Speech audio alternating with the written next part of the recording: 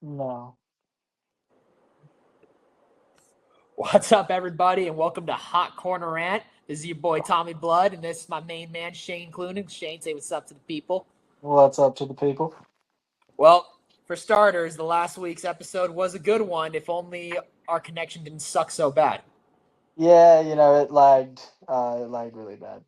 So Yeah, but basically, to the viewers that are listening, our content was basically based on us talking about situations. How a lot of people don't like to use their heads in this game. Like there's no game planning, no strategy. Like a lot of people in hitting are like see ball, hit ball, and then a lot of people in pitching are, oh, I've got 8 different pitches. Let me throw everything right down the middle.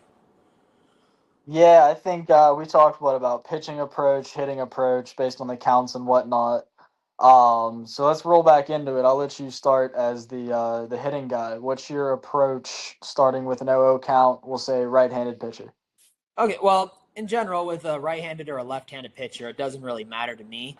I base my approach situationally. Like, so to be honest with you, with nobody on base, I'm trying to lace one in the gap, potentially hit one out, just because there's nobody on base. So an out is an out regardless. But with runner on first, runner on second, if I ground out but move the guy over, quality at bat. Or if I hit a deep fly ball into right field with a runner on third, the run scores. So depending on what the situation is with runners on base is going to determine what my success is. Because if you think about it, with runners on base, less than 2 outs, you don't necessarily have to get a hit to drive in the run. Does that make sense? Right, right. My approach is based on how do we score the run. And I actually put that approach into a lot of my JV players because I feel like when you're thinking score the run, you're not putting pressure on yourself as a hitter to, oh shit, I need to get 2, 3 hits. It's like, okay, hey, I can go 0 for 4, but I could still have 4 RBIs in this game if the situation entails for it. Right, right. No, I think that's a good way to go for it. So run me through like your counts, Mm-hmm. ways that you would attack. We'll say still again, nobody on base, right-handed pitcher. Start from an 0 count, work yourself to, a two-strike count through a walk, everything like that. Absolutely. So when it comes to the counts, this is how I treated it in college, and it kind of grew a little bit in professional baseball. So in college, I had my fastball counts: 0-0, 1-0, 2-0, 3-0, 3-1. But when I got to professional baseball, the fastball counts turned into hit it like, these are the mistake pitch counts. Anything that's in your zone, you swing at it. Because at the end of the day, when you're swinging at a 2-0 pitch, you want it to be a pitch that you can drive. You don't want to hit a weak tapper to the pitcher or anything. And that's one thing where my approach grew as I played. When I was in college, if it was a 2-0 count, I would sell out on any fastball that was thrown, whether it was down the middle or slightly up and away. Like I just sold out. Now Mhm. it's more like fastball counts or, hitters counts. We look for pitches that are in our zone that we can crush. Like this is a pitch I'm swinging at that 10 out of 10 times I'm going to smoke the ball. And then with the zone counts, which is anything with the strike on me, 0-1, 1-1, 2-1, I'm looking for a pitch that I can just hit hard. So I'm not looking for, it can't be perfect when I have a strike on me. I have to, but if it's in the zone, I'm going to take a swing. And then with 2 strikes, especially depending on the umpire, we expand. And also understanding, so if I'm facing a pitcher like you who doesn't throw a bunch of waste pitches, if I'm behind the count with 2 strikes, I'm ready to swing the bat. Where if I'm with a pitcher where he has the waste pitches, I'm a little bit more on defense mode, but it's more like one of those like you're just anticipating what pitch they're going to throw. You know what I'm saying? Yeah, for sure. So you kind of you learn a pitcher in your first at bat. Mm-hmm. Something I talk a lot about with my hitters is seeing more pitches. Yes. At what point in your at bats do you kind of sit back and you're like, all right, let me see this guy first time through, second time through, I'll have an approach, and third time through, I got him? Or do you kind of have something different? It's a little different, and it's funny now because I still play in this. I play in the Sunday leagues, and you can't really strategize like that because you don't see everyone all the time, Right, and right. it just all depends on the day. In pro ball, they give you your scouting reports. But the way I see it is, you want to see pitches your first at bat because you want to get a pitcher's timing down. Like it's very rare you step in first at bat of the day, especially if you haven't taken any swings or you haven't seen live in a second. You step in there and you're hacking first pitch and you're going to be perfectly on time. It's very rare. I mean, it does happen from time to time, But it's one of those, your first at bat, you want to see a couple pitches because sometimes these pitchers will throw you all their pitches in your first at bat. They might throw you your fastball. They might miss up. They might throw you your slider, your curveball, your cutter. And now you're like, oh, hey, wait a minute. His cutter breaks a little bit, a little in on a lefty. Or, oh, his slider, he doesn't have it today. He's hanging it. Oh, his breaking ball, that's a little bit sharp. So it gives you an idea. And then your first at bat is like, this is where you're taking your cliff notes. Have a game plan, and then going into your second, third, because most of the time, how often is it? You lead off the game, you hit a home run. Are you going to win the game 1-0? No, you might have to score more runs. So your first at bat is kind of like we're taking our notes, and then we beat the pitcher in at bats 2, 3, and 4, just so we could keep it going. Especially with teams that their pitcher pitches 6, 7, 8, 9 innings. Right, for sure.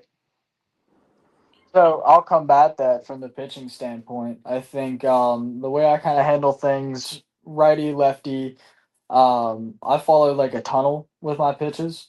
Mm-hmm. So yeah, like I throw 6 from high, 3 from sidearm. So as the count goes, say I lead off with a first pitch strike. I think I've shown this before, but it's like a family tree, right? Like 0-0-1-0 counts.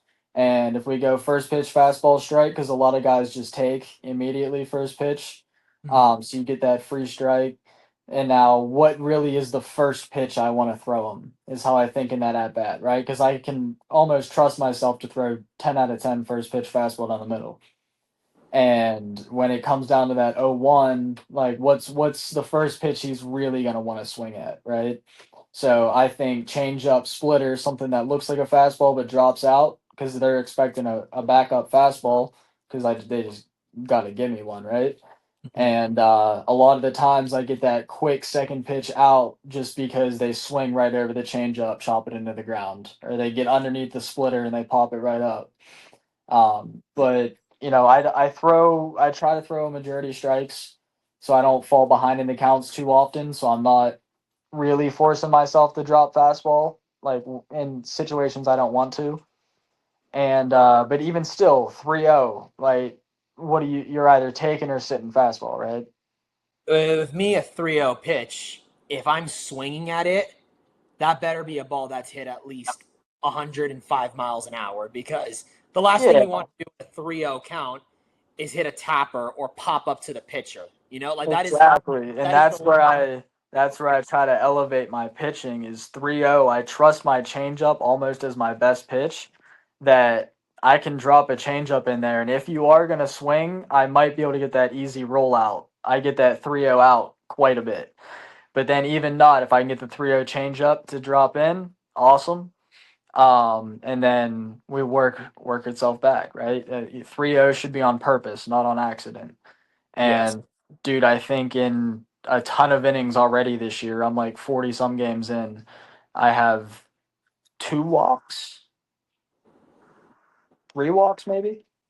Wow. So that's kind of something I pride myself on year in and year out is my walk rate is like, almost not even existent.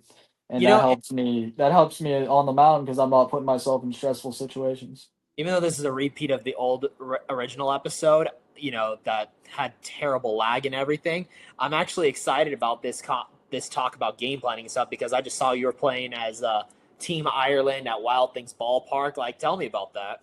Yeah, dude, that was awesome. Joe shot me the text for the opportunity. It's local, real close. I'm Irish, so that was fun. Dude, the manager I walked in, it was Sean Casey. Nice. Grew up in Pittsburgh. He's from Upper St. Clair. He did all the Miracle League fields and everything around here. Okay.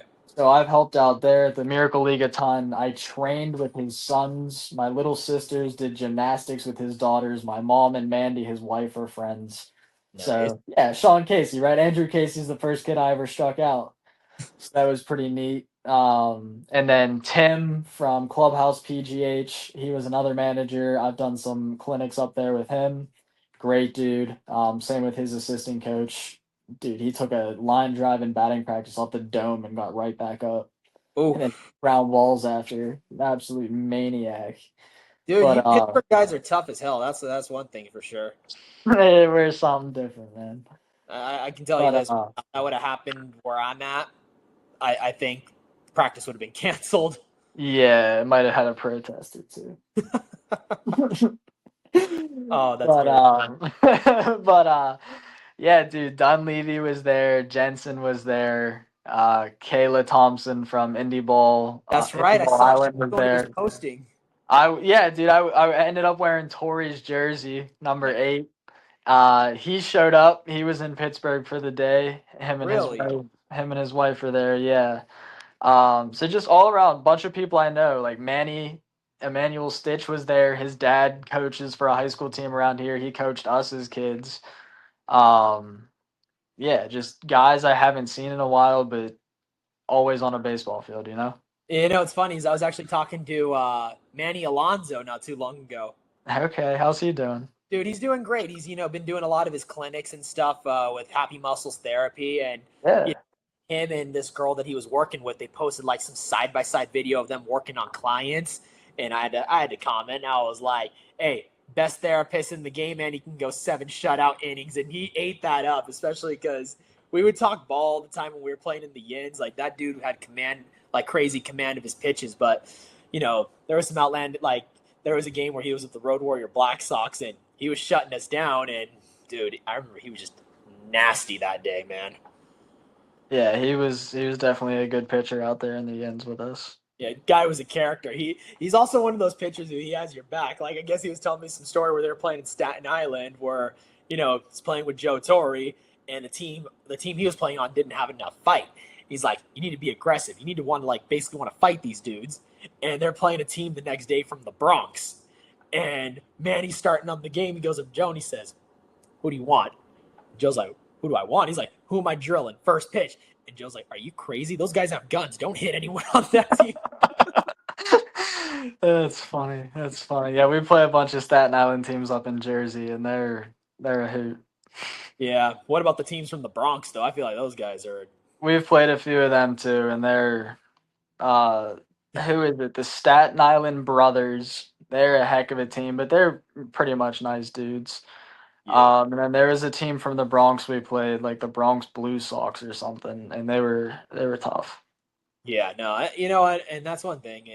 I will say this playing adult league out here, and granted, I miss playing indie ball like crazy. We got some serious talent out here, but I don't know how to like describe it. Like, because I've seen guys throw mid to upper eights in Sunday League. I've also seen guys that throw mid to upper 60s in Sunday League.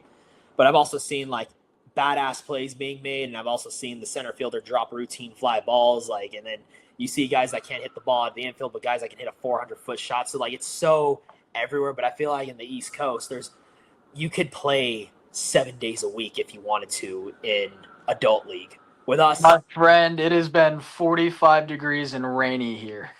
wow, So trying to get games. I mean, dude, it's 75 and sunny right now, and our game got canceled what? because the fields can't handle all the rain from 5 days prior. Oh man, wow, Yeah, that really it's sucks. terrible. Yeah, I have a game scheduled pretty much every day this week, and I'll probably play like 3 of them. Damn. But you know what? I gotta say this, and I know that we're jumping on and we're jumping around because we're a little bit amped up. But dude, what obviously when we're playing against competitors like indie ball guys, like I'm talking like you're facing a Carson McCurdy, a Colin Miner, a Cody Lovejoy. Obviously, your pit, especially when you get 2 strikes. What goes to your? Because I remember Joe would make us take certain pitchers till we got 2 strikes. Basically, the mentality was they don't have anything they can beat you with. Don't be afraid to hit with 2 strikes. But when you're facing a Lovejoy or a Colin Miner or a McCurdy, like especially if you're ahead 0-2, how are you trying to get a guy like that out? Well, I'll tell you who my toughest out was. It was Frank Podgul. That guy. Yeah, I think he's got the most doubles in Yinzer baseball history. Listen, dude, I think there was a time where he was like 13 for 13 off of me. Jesus Christ. And it might have been more. It very well could have been more. And I thought I had him pretty much every at bat on 0-2 counts. Or like 1-2 counts. And I threw him the kitchen sink. And that's kind of something I wanted to lead into to talk to you about is like 0-2 counts. Like, what are you looking for? And as a pitcher, what can I do to beat you? Because I'm not a strikeout guy. I get I get the outs in the field as long as I have a decent defense. It plays well.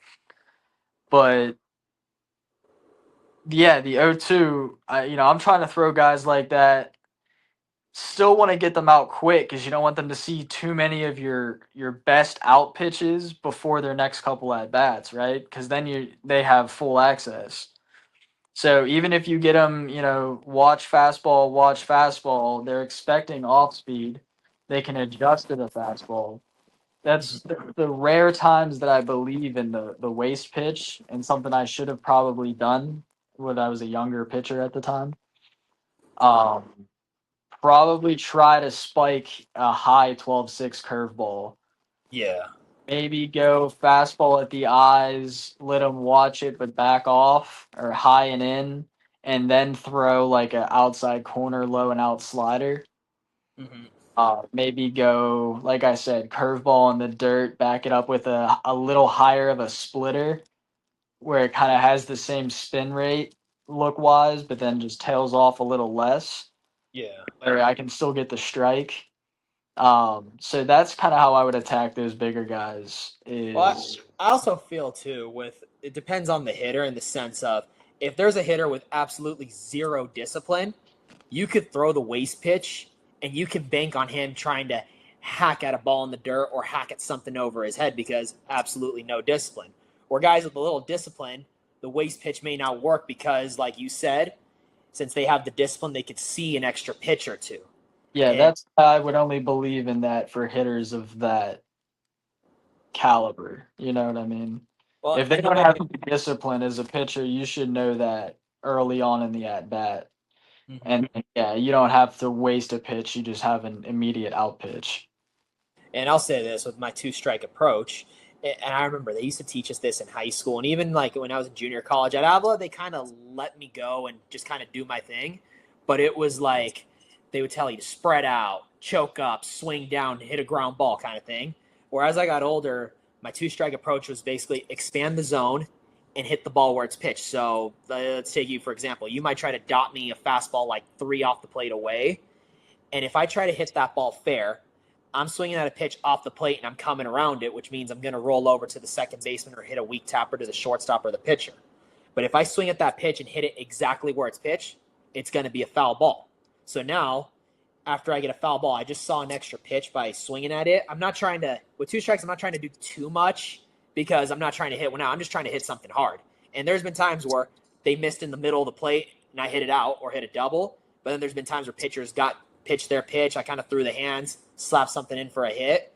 So it's just kind of one of those things where with two strikes, I expand, hit the ball exactly where it's pitched because what it does is it either makes the pitcher throw you another pitch and they can miss over the plate, or they have to be perfect and throw it in that same exact spot. And if they do, tip your cap. But if they miss way away, that's not a strike unless you have a terrible umpire. Right. Which around here they all seem to Yeah. be. Like my big thing, and I tell this to the younger guys, I'm like, expand the zone. It's basically if you can make contact with it, hit it exactly where it's pitched. But if it's something like in the dirt, way over your head, way in the other batter's box, or if it's about to hit you, don't even swing because you can't physically make contact with those. But if it's something where you can get a bat on it, swing and hit it exactly where it's pitched. That's how I treat the two strike approach because you never want to leave it into the umpire's hands. And as a coach and as a player, if an umpire's ever rang me up, it's kind of just like that was a really bad call. It got to the point to where, especially at Avila, my coach understood my discipline at the plate. So if I ever struck out looking, even he was like, okay, that's a terrible call. But there were other players that I played with that would strike out looking where they're just like, dude, why are you taking that pitch? And he's like, well, it wasn't a strike. And it's like he called that the first pitch of the at bat. You'd think he just wasn't going to call it with two strikes. Mm-hmm. Yeah, just got up with no approach, not learning from the at bat.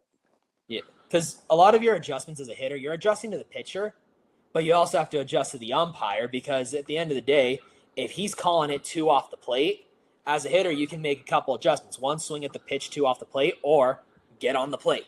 Like you have to do what you can because at the end of the day, a lot of umpires will not change their zone. and you can't expect them to. I Well, mean, yeah, it's not going to happen. Even if you yell at them and tell them to tighten up, they're just going to be a see, jerk. that's why I don't yell at them. I just say, Blue, just know you toss me, my clothes will come off. And some of these guys will look at me like I'm nuts. And I swear to God, I've actually gotten a couple of calls my way because they're like, I don't know if I want to test him. If we toss him, and I always clown him, I'll say, dude, trust me, you toss me, the first thing that comes off will be my pants. Oh, dude, I believe it.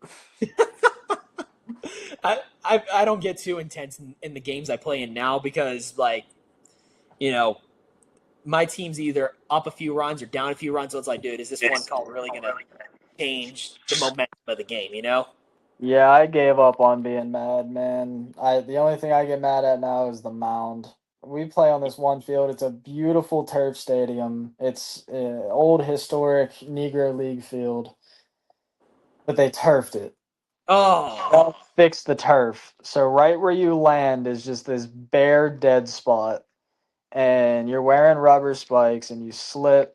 And does dude, it it like looks have a like hole in it, kind of? yeah, it looked like I was doing javelin throws off the mound. I would literally plant and drop straight onto the ground with my chest.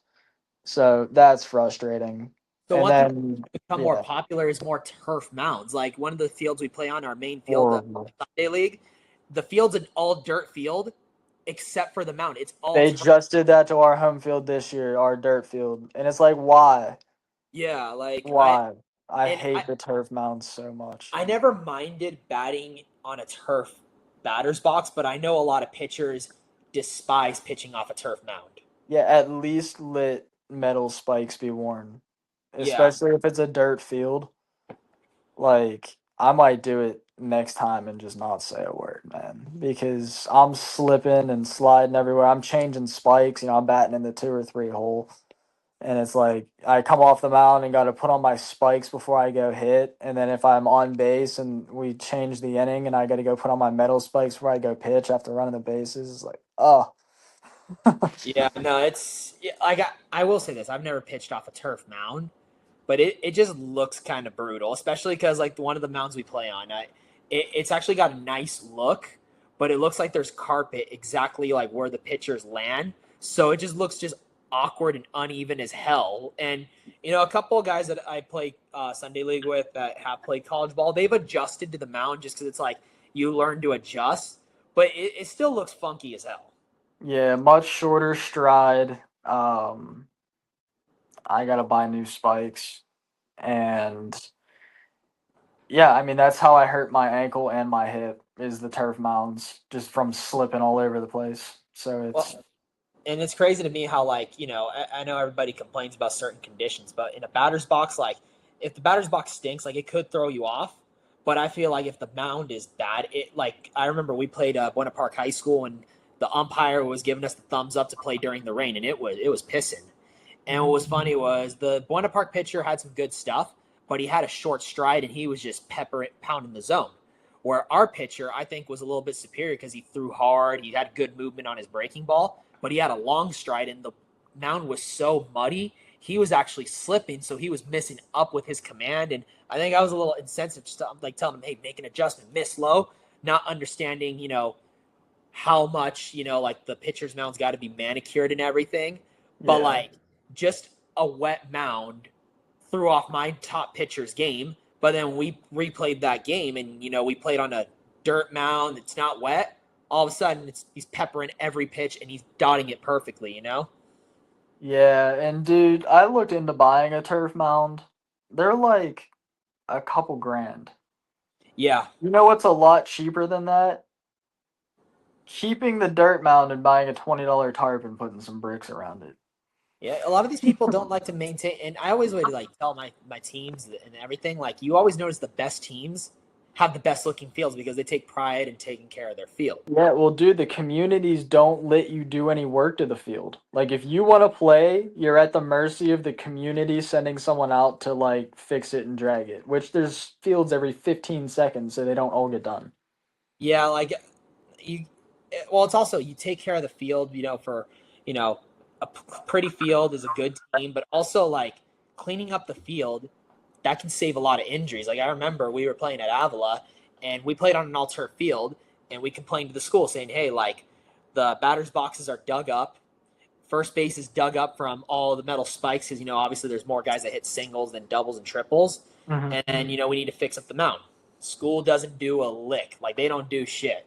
And then next thing you know, we're playing again. We're doing a little inter squad. Guy almost rolls his ankle, but he doesn't get severely hurt.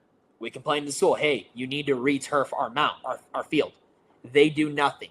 We play another inter squad, and our player slides into the base, and I don't remember what he did, but he screwed up his ankle. Like, he was on crutches. Well, I should say this. The next day, we got brand new turf. And it's like, Uh, it's just kind of one of those things, like, one of our players had to get hurt for you for the guys to for the actually reason. do your job. So, LOL. Sounds like never mind. You could say But it. true. No, it's true. But so yeah, I mean that it's true about field conditions. Let's finish up the last 5-10 minutes. Tell me about your week. Did you play any games? Well, I Did you did. did you coach? What'd you do? So I played this past week, and it's funny because I also did coach. And one of my top players, he's going through a little bit like 0 for his last 8, and he's just like he's beside himself, doesn't know what to do. And I'm like, dude, this is baseball, man. Like you've been hot from September all the way to May. Now we're in June. You're 0 for 8. Like, what, do you think you were just going to be going 2 for 4 every game? That's not how it works. And my games in particular, I got a little cold in the month of June. I swear to God, everything I'm hitting is just right at someone, and I'm just missing my pitch. It's driving me crazy. But it was funny. We played a team. Infield's not making a ton of plays, but the one ball I square up, second baseman looks like a middle infielder that's playing for the freaking Yankees, sliding, pop up catch, and you're like, wow, this is the one play you decide to make. Yeah, yeah. Hate to see Been that. been there. But what about yourself? I mean, obviously you killed it in the Irish game.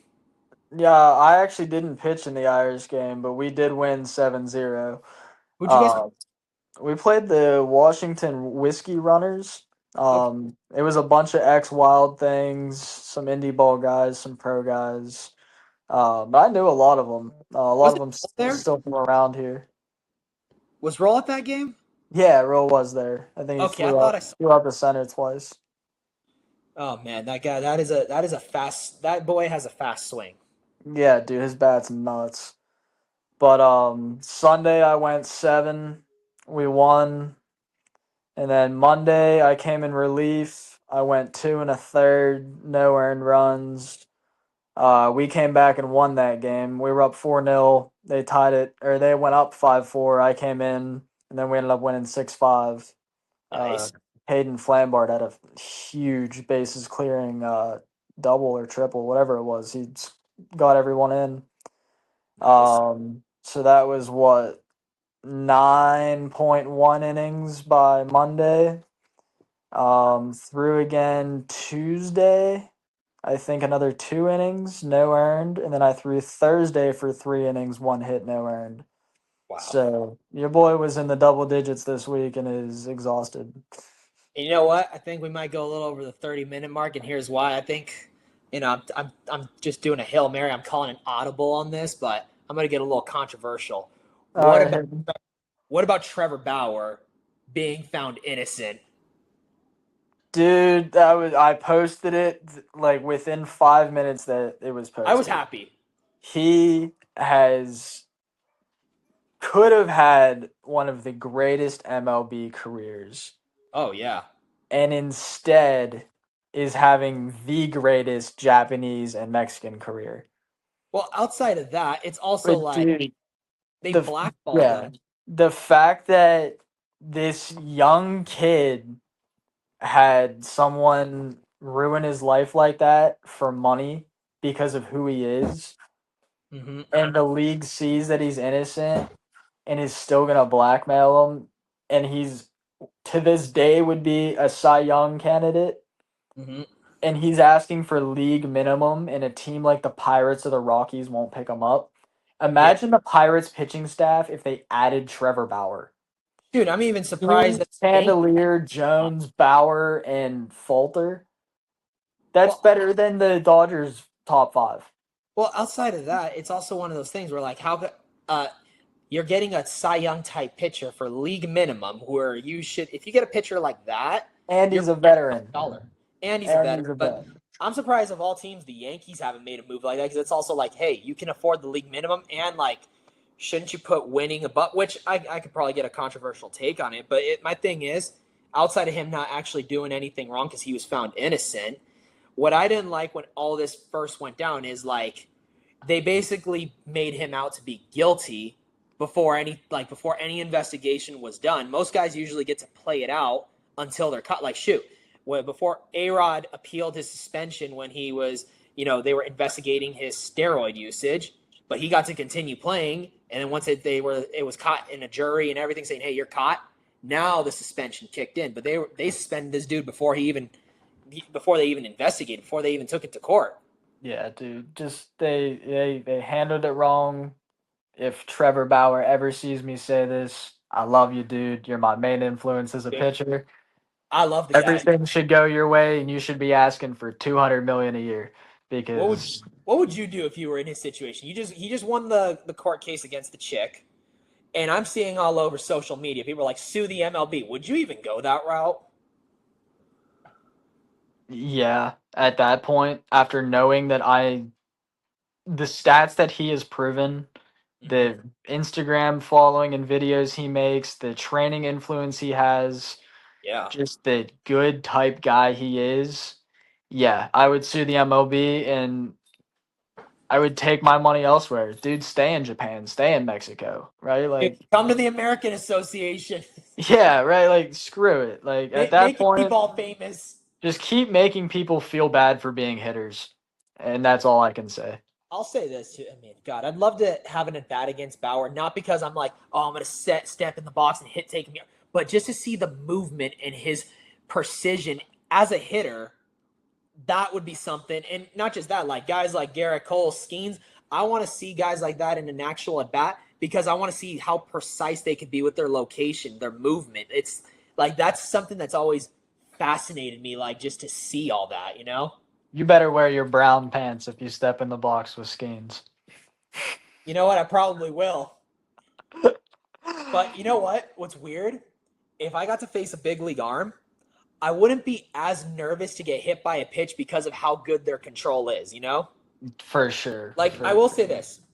Even though we weren't major leaguers, I feel like I rarely got hit by a pitch when I was playing in the Yins or even in the Southern Shore. I feel like I got hit by pitches more when I was in high school and college. You didn't get hit by pitches in the Yins? I feel like I got hit by like maybe two pitchers. One of them was Keaton Sullivan, but that was more on me because when he had me in that 0-2 count and I had to fight everything, I crowded the plate so much. He tried to beat me up and in. He hit me in the arm, and I was like, oh, got me. And then there was just a game where we played in the Yins where I don't remember his name. He was there for like a week. And the first pitch he threw in my bat, he hit me in the knee. Oh. Joe was pissed. Oh. He was I'm pissed glad because you're not getting hit. Yeah, like I feel like I didn't get hit as much as I got older, but when I was younger, because a lot of pitchers at that age don't have a ton of control.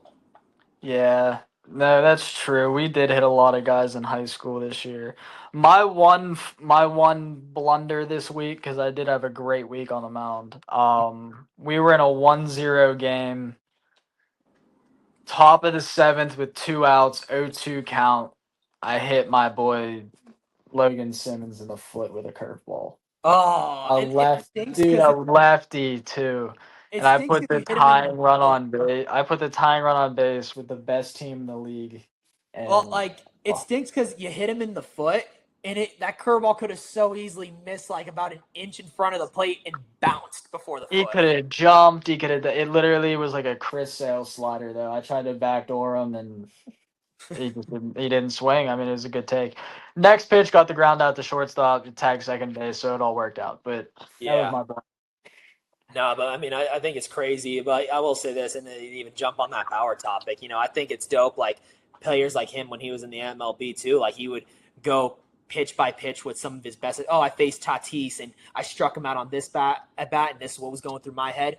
Oh, I thought I was going to beat him with the slider. Threw it first pitch. He hit it out. Like stuff like this educates a lot of players, not just young kids, but like Does it with guys. such passion. Yeah, imagine. I The I wish there was a only hitter. dude. Yeah. I wish there was a hitter that kind of did that with his at bats too. Like, it doesn't have to be every game because hitters play every game, but like, just, oh, hey, this is the big week. I'm playing the Sunday night game of the week, and I'm batting fifth for the Yankees. Let me just, break down what was going through my head. Like, just, and I don't know if have you seen the Clubhouse, the documentary with the Red Sox? Yeah, we actually watched that. Yeah, like, just hearing the lives of the other players, Jaron Duran and frickin' Tristan Casas, all those guys, like, you see the documentaries like that where you're like, hey, like, these guys are people too. And on top of that, what's going through their head? I think what Alex Cora, and I actually, even though I'm a Yankees fan, I have a lot of respect for that guy as a manager. Just, he cares about his players' well-beings. Like, he was talking about how he gets to talk to his Latin players in their native tongue because, Cora is Puerto Rican, I think it is. And, he speaks to these guys, and, it's not just, oh, hey, you got to get your fastball down, you got to swing at the inside pitch. It's more like, well, dude, what's going on? You can't be thinking like that. And then you miss your wife, you miss your kid. Yeah, like, this is tough. And, as a player, it's always nice to be able to confide in a coach because, what's going on outside the field can definitely affect your performance on the field, especially when you're on the road. Fully agreed. Yeah. But anyway, you got any final thoughts for the people? No, man. One thing I did have, hopefully this just pauses me if I go off this screen. I had a guy reach out. He just started his own stream, looking to build a follower base. He said he wanted to do a collaboration. Can you still hear me? I could hear you. Can't see me. Perfect. Okay. All right, let me pull up his name. His Instagram page is Behind the Lineup. Okay. His name is Quinn McGrath. He's an assistant down at Cal U. He's from Minnesota, so he's actually in Pittsburgh. Yeah. That's Cal U. crazy because maybe he'll get me into play with them next year. I just started going to school there. Wait, Shit, Cal U, no how far way. is that from where we were at? From where we were at, like 8 minutes. Okay, yeah, because I know that school. Yeah. Okay. Yeah, I mean, I'm not gonna lie, your screen went black for oh, because you were looking him up, right? Uh, Okay. I thought you were about to share the screen. That's why. no. But we'll have to get him on sometime. No, absolutely. And you know what? I think Justin and Ahmad would love just collaborating the accounts, especially because it's growing the following, not just for these people, but also, he probably has a different audience that we reach, and then maybe, more mutual following. Absolutely, man. So let's I like that. When we definitely gotta start getting people on, I want to ex get. players and stuff like that. I would love to get Joe and Padugli on that. I feel like I would laugh my ass off for about 20 minutes. Big Joe. I love Joe. Dude, I think I just saw a video of them posting about, you know what? We can wrap it up with this one. Biggest college eye wash when it comes to training. And I think Joe mentioned, like, having that energy in the dugout and getting all rowdy. He's like, or no, he didn't mention that. He basically said, like, team chemistry.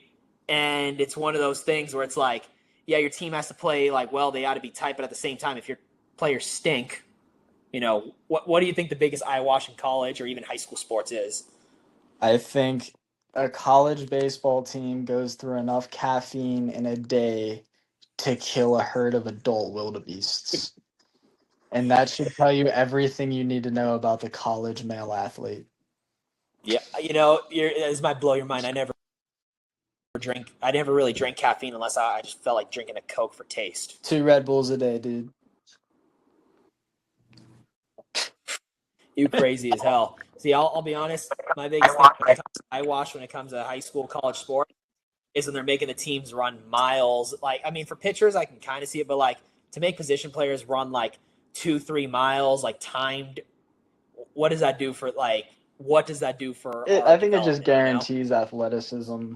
I think the Dodgers or not the Dodgers, the Padres kind of nail it on training everybody from your left fielder to your pitchers as a shortstop. And I think, yeah, I Oh, I think agree that's with that. just a very old school way of imposing athleticism in everybody at once. No, I agree. What I mean by the 2 miles is like we'd run the track 8 laps around the track and it'd be timed. It's like, why are we doing that? If anything, what I was doing when I would do condition, I'd do the sprint work Right. because as a baseball player, everything Right. you It's do is just dead sprint. conditioning. It's a It's long very season. only You're on and off the bus. You're on the road. If you're not conditioned, it's going to be a very tough time for you. Yeah, no, I agree. And you know what? I'll even give this advice to younger athletes that are trying to get into college. It's one of those things where it's like if you think just because you were all first team, all league, first team, all state, and then you go into college and you don't train, you're not conditioned. Like I'll never forget the 5 a.m. conditioning at Avila. We would roll up and we'd start running, and you could tell immediately within the first 5 minutes of conditioning who didn't do anything this summer because the way we would do it is a 60-yard shuttle. We'd basically do a 60-yard sprint, but it was like, you sprint 5 yards, you touch, then 10, then, you're back and forth, and you're doing it as quickly as you can. After about 7 or 8 of those, you hear guys just throwing up in trash cans and stuff. And basically, that was Coach Kronk's. Well, And he didn't do anything this summer. He didn't do anything, and it was always freshmen that were throwing up. It was never returning play. If it was a returning player, it was usually a returning player that was just like a bigger dude, like just a bigger individual, or someone that might have drank a little water before I conditioning and it feel just you. came right back up. And Yeah. well, that Well, was a hell anyway, of a talk. but that was it Yeah, was dude, fun. let's keep it up on Instagram. I'm gonna go make some enchiladas. Yes, and dude, post that umpire Yeah, POV on your I actual know. I've not saved a them. I'm story. trying to clip them Post, all. I've just been so busy. I've clipped them all at least from the 15-minute video. I just need to edit them and post them now. For sure, for sure. What are you using? Like the glasses, those new glasses that record No, everything, no, or you I actually was got a pitching in GoPro? that video. The umpire, Okay, Adam okay. Caldwell, I actually worked with him at the same complex the day before, and he told me that he was going to start doing that for some of his games to promote because we have no umpires out here to promote umpires.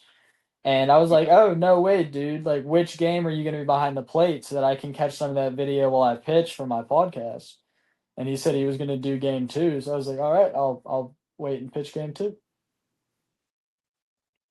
You know what? It did kick ass. That was a good video. My only complaint, I'm like, he was because I was trying to And clip a it's couple the for you. last would He's moving drop or too something. Yeah, much, I and think I'm he like, had it on his eyepiece or something, but he should wear it on his chest, okay, okay. I think. Yeah, you can wear it on the chest just so when he takes off the mat, it's not as much movement. But overall, there were some videos you had where you were You making know, I guys do look my dumb. best. Yes, sir. But anyway, thank you guys for joining in. We're All signing right, off good right night to now. the people. Good night. Hooray!